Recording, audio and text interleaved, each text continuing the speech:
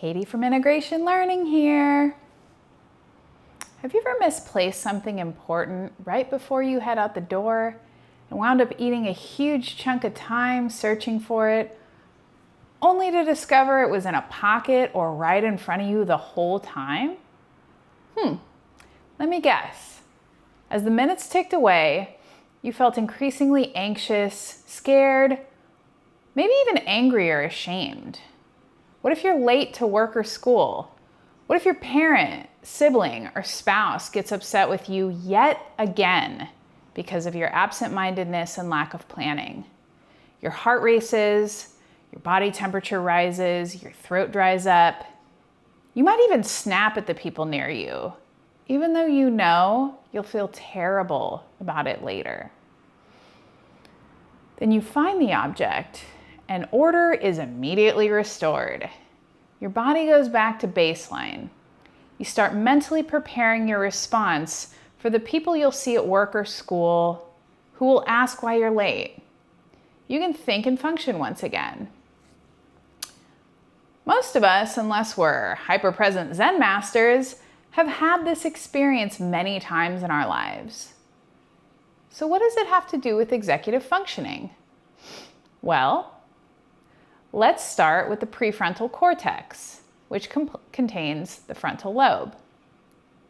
This area of the brain is responsible for planning, decision-making, impulse control, problem solving, attention and focus, working memory, being what we might call a healthy social animal, and goal setting.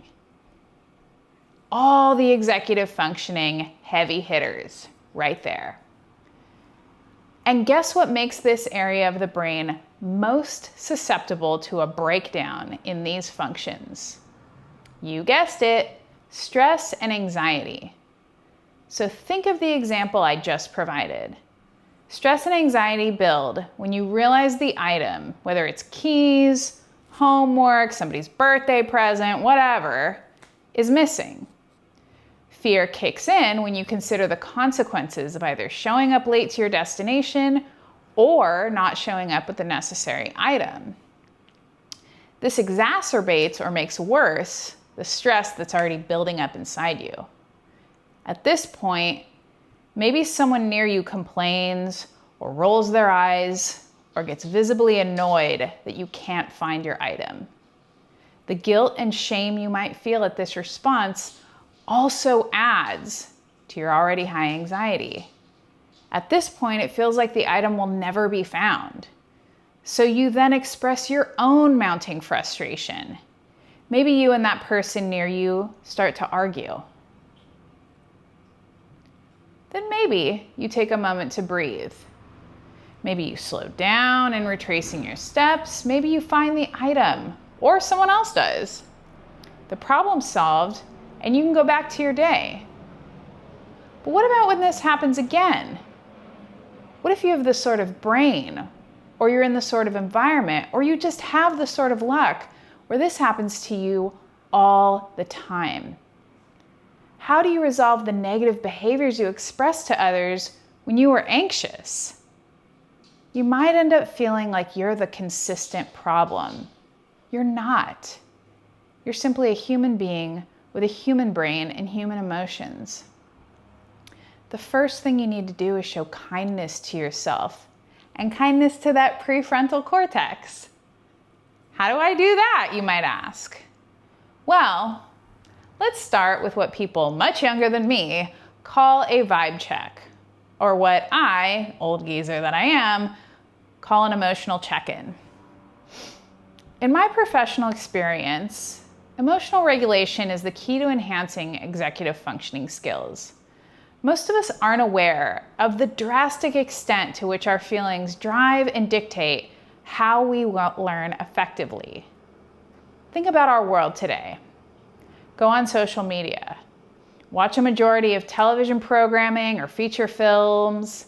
Read news articles. Heck, even watch YouTube videos like this one. Do you know what you're going to see an abundance of? Emotional manipulation. Not always bad, but still. You're being influenced to feel outraged, hungry, angry, suspicious, sad, scared, inadequate, entertained, ashamed, relaxed, and on and on and on. Why do people want to make you feel that way?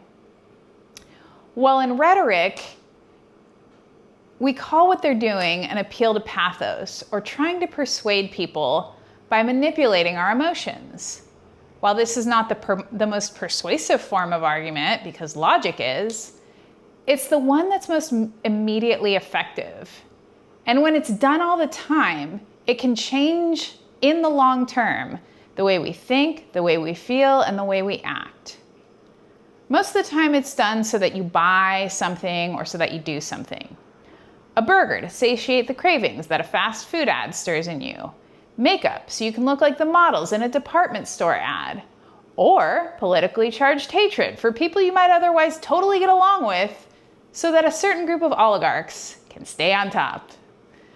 In other words, we're being made intentionally vulnerable all the time so that strangers can benefit, usually monetarily.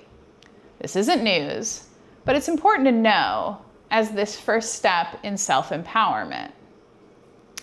When we buy stuff or when we give in to those appeals to pathos, we're often consuming.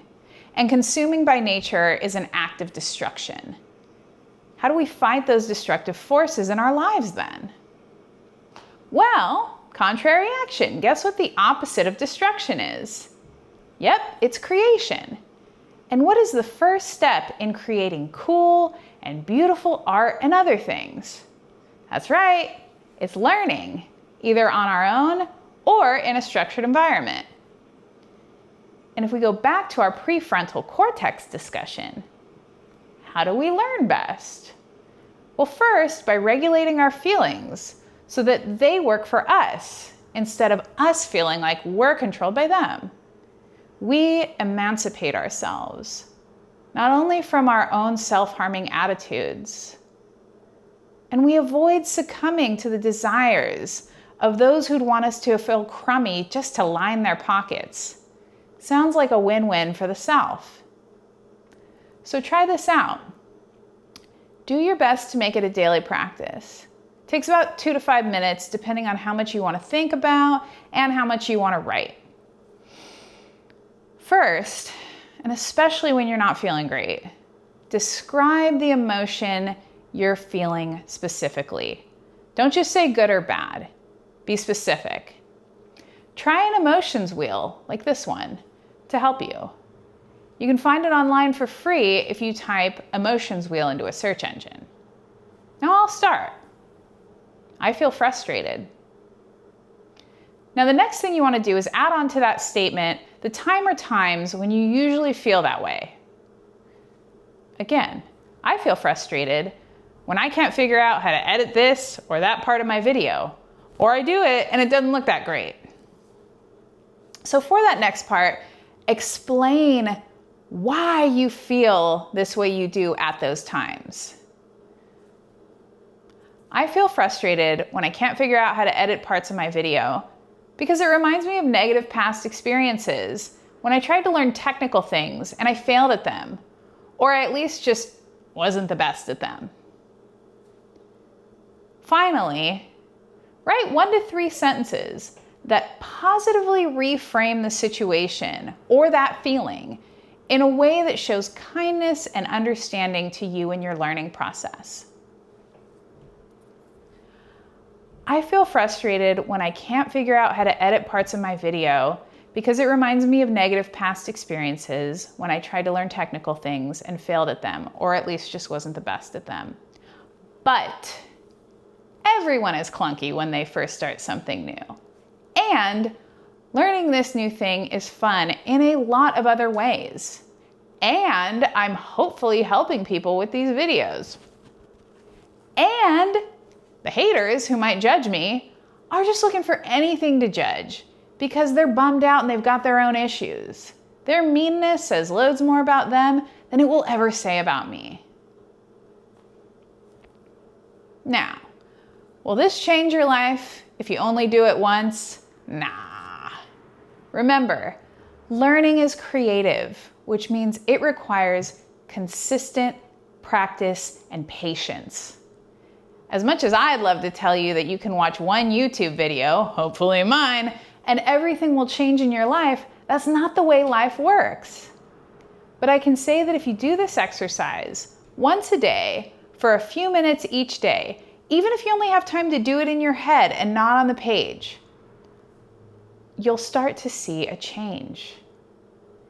And when stressful situations arise, like you lose your keys or you lose your homework while you're walking out the door, you don't have to add to your stress by letting negative emotions get the best of you. You have all the power you need to be kind to yourself and to achieve your goals that way. I promise. So thanks for watching. Remember to subscribe to my page or at least like a video for my free bird commitment phobes out there. And as always, please be kind to yourselves.